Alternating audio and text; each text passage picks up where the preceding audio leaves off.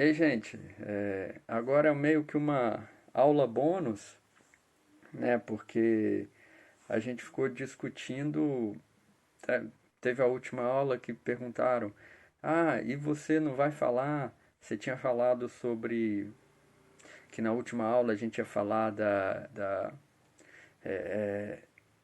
psicanálise, atualidade, como é que ela vê, se ela sempre mantém essa ideia teórica, essa clínica estrutural. Eu nem ia falar muito disso, mas aí me deram uma cutucada, aí eu falei assim, uma estimulada, eu falei assim, vou tocar nesse tema então. E aí eu acho que até o texto do Scriabini, algumas pessoas até leram a parte que eu falei que nem era para ler, né? O que eu acho bacana, isso demonstra interesse. E aí eu falei, então vamos trazer esse tema.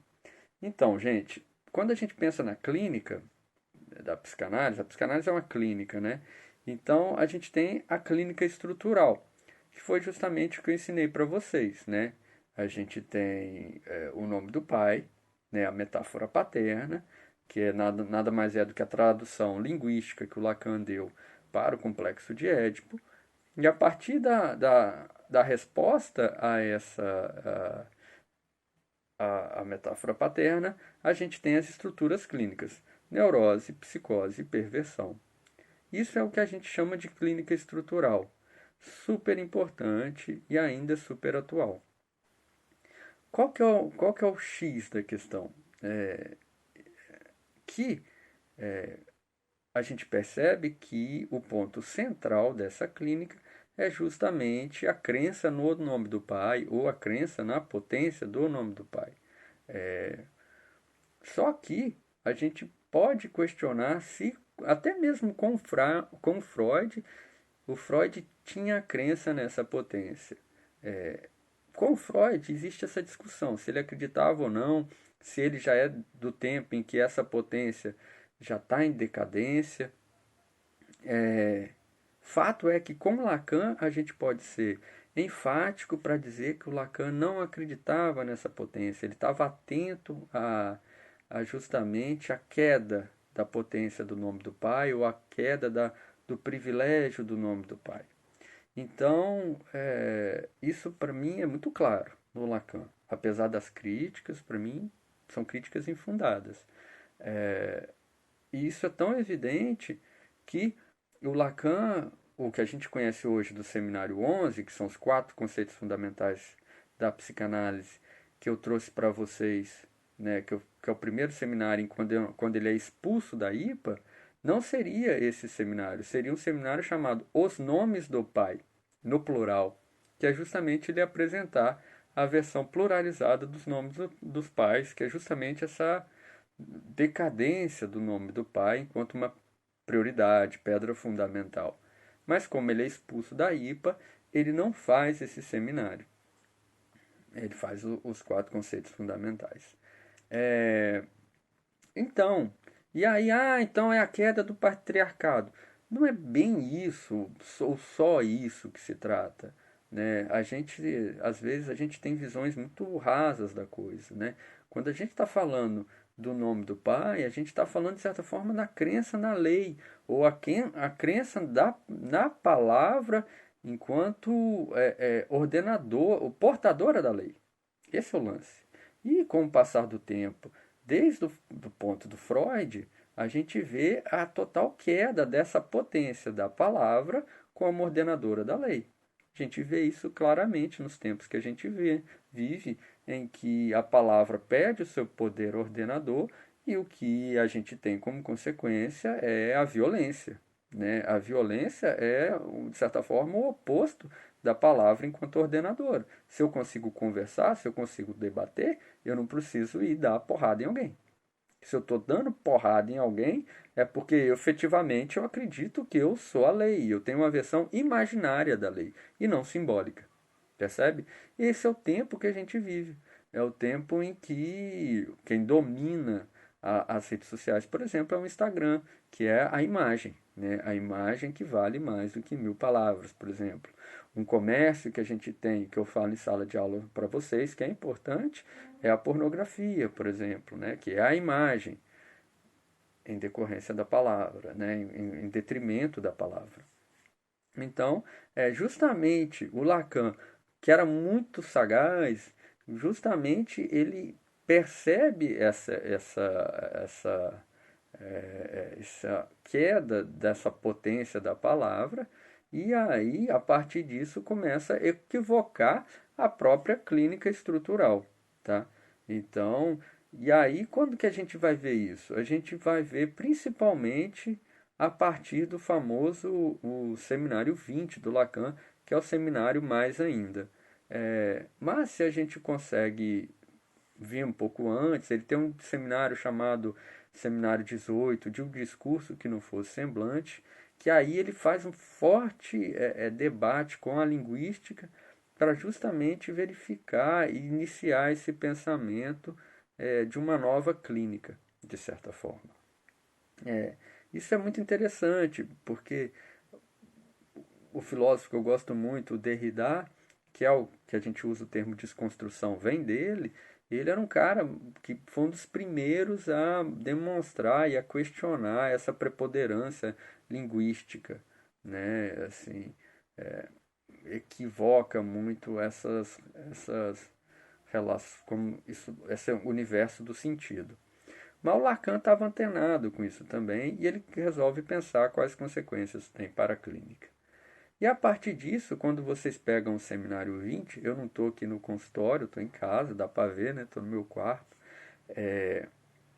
Se a gente pega o seminário 20, o último capítulo em especial, o Lacan apresenta o nó borromeano. E o nó borromeano é interessante porque é justamente isso que o Scriabini está falando no texto lá, né? Você vê que não, você vê que nas primeiras 4 páginas que eu pedi para vocês não lerem, o Scriabini está mostrando um pouco da topologia do Lacan, que inicia assim, o Lacan faz menção à topologia antes do seminário 20, né? Ele sempre usou muito dessas figuras geométricas, mas no seminário 20, no fim do seminário, quando ele apresenta o nó borromeano, ele de certa forma cai de cabeça, né, no estudo da topologia. E qual que é o interesse dele?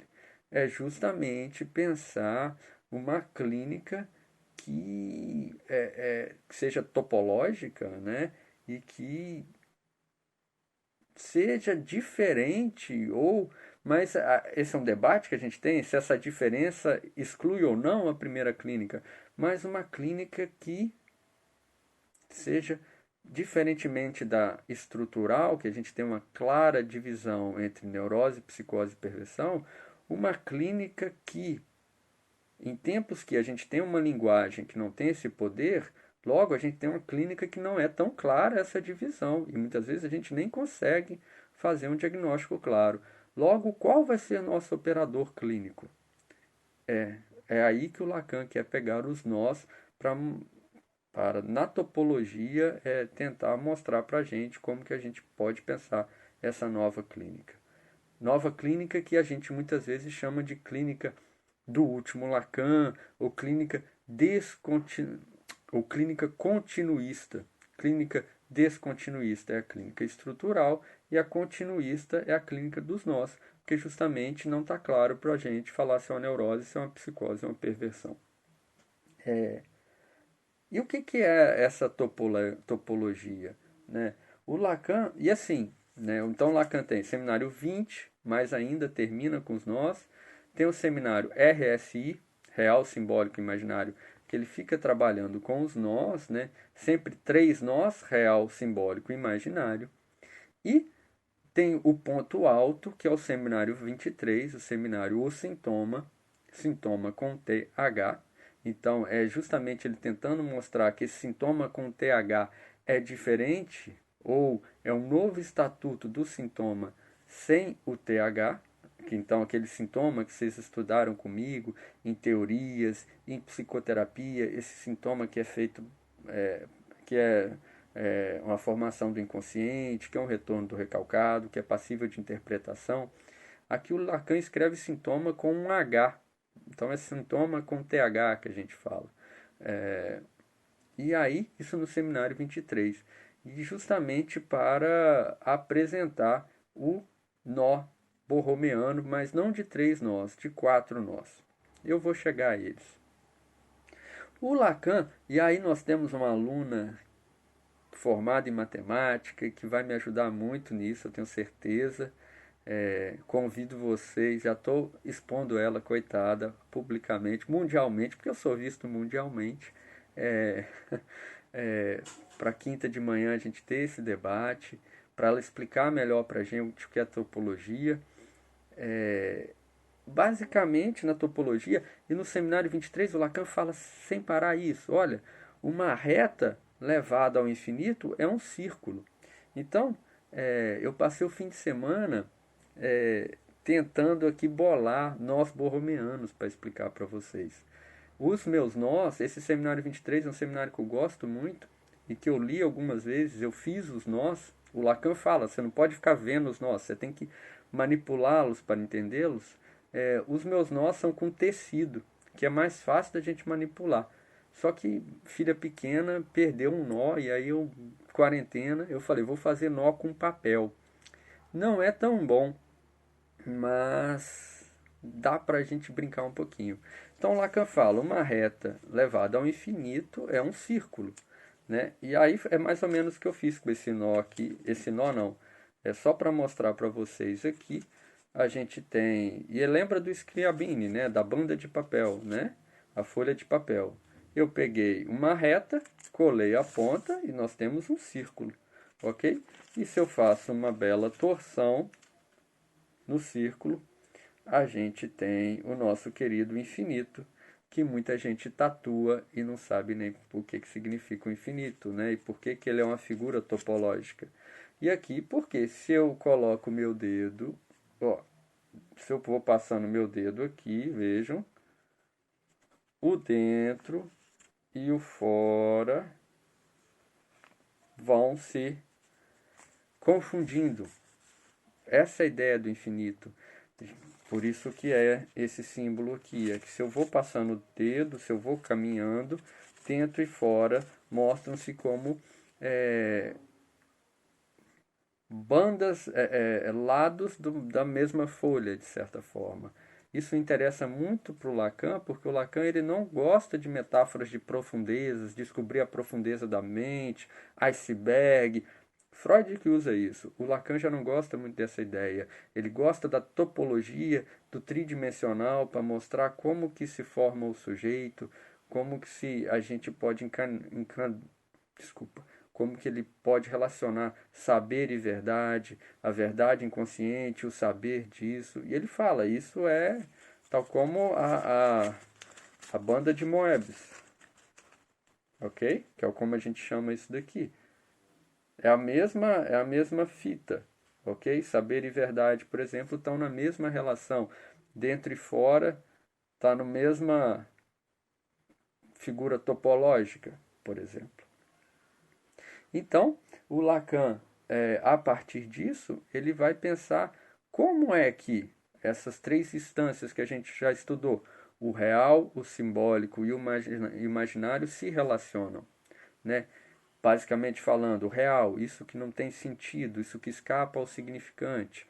O significante, isso que a gente fala como, que é o simbólico, né? Isso que a gente chama como significante, que é isso que a gente dá sentido. E o imaginário, né? A nossa construção corporal, a imagem que nós temos de nós mesmos. De que maneira isso borromeanamente, de que maneira isso se encadeia, se encadena, né? Nos sujeitos. De que maneira a gente pode pensar isso enquanto clínica?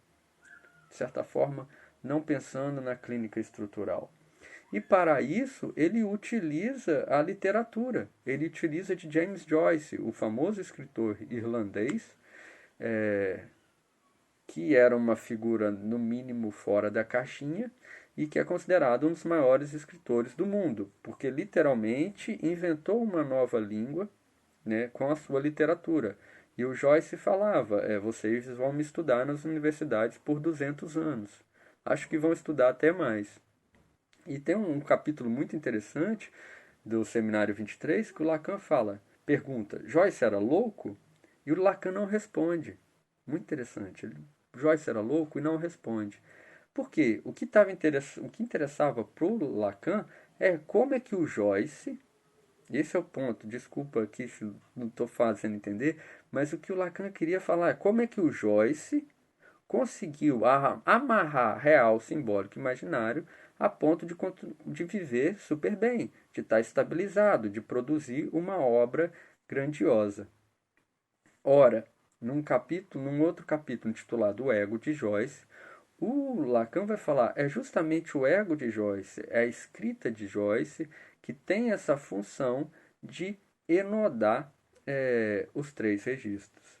Então, tem uma mudança de perspectiva, gente. Se na clínica estrutural a gente tem o nome do pai como pilar central, aqui, utilizando o exemplo de Joyce, o, o Lacan está falando que o nome do pai, de certa forma, é só um dos nomes possíveis que podem fazer com que real, simbólico e imaginário se enlacem. Ok? É como cada um inventa uma solução singular para enodar os três registros. Essa é basicamente a clínica que a gente chama de continuista. E essa invenção singular, esses nomes do pai possível que cada um dá para inodar os registros, é o que a gente vai chamar de sintoma com TH.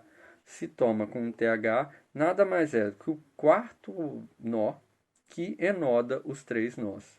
Eu fiz um quarto nó aqui meio grandão. Vejam que tem 3 nós. 1, 2, 3 e 4. Como eu disse, eu fiz de papel, então não tem muita mobilidade. Mas, e por que isso é um nó borromeano? Porque se eu tivesse mobilidade, eu mexeria nesses nós aqui e vocês iam ver que eles se movimentam. E é borromeano porque se eu tiro um desses nós, todos os outros 3 se desenlaçam, porque é uma estrutura borromeana. Se não se desenlaçasse, seria um nó falso. Então, essa é a ideia. O sintoma, e podemos pensar o sintoma, por exemplo, como esse nó marrom, é uma invenção singular. Pode ser o nome do pai, ou pode ser outra função, que cada um vai inventar.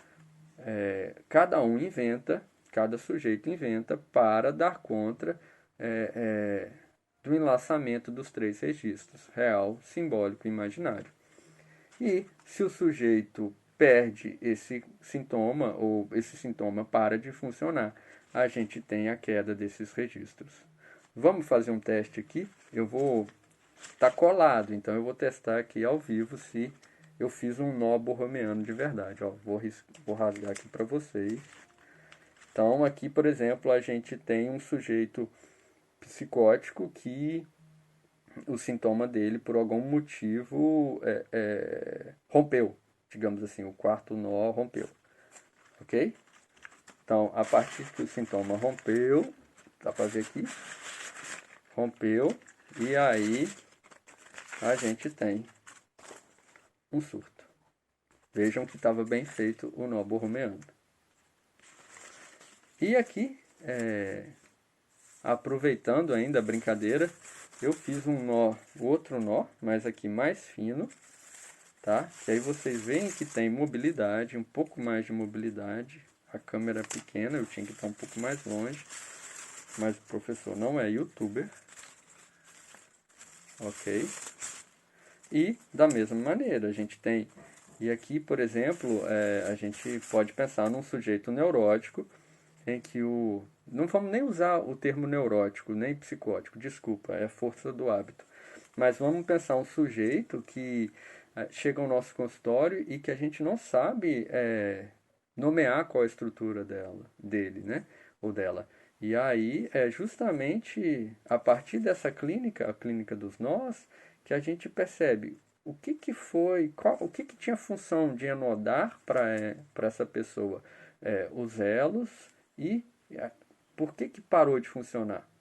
Esse é um primeiro ponto. E depois a gente pensa, o que que esse sujeito vai inventar, que nova invenção vai ser essa para enodar os três registros. Então aqui, por exemplo, a gente tem, bom, posso falar, digamos que eu tenho um nó que garante a junção borromeana desses nós, mas que acontece algo na minha vida em que o nó se desprende. E aí a gente tem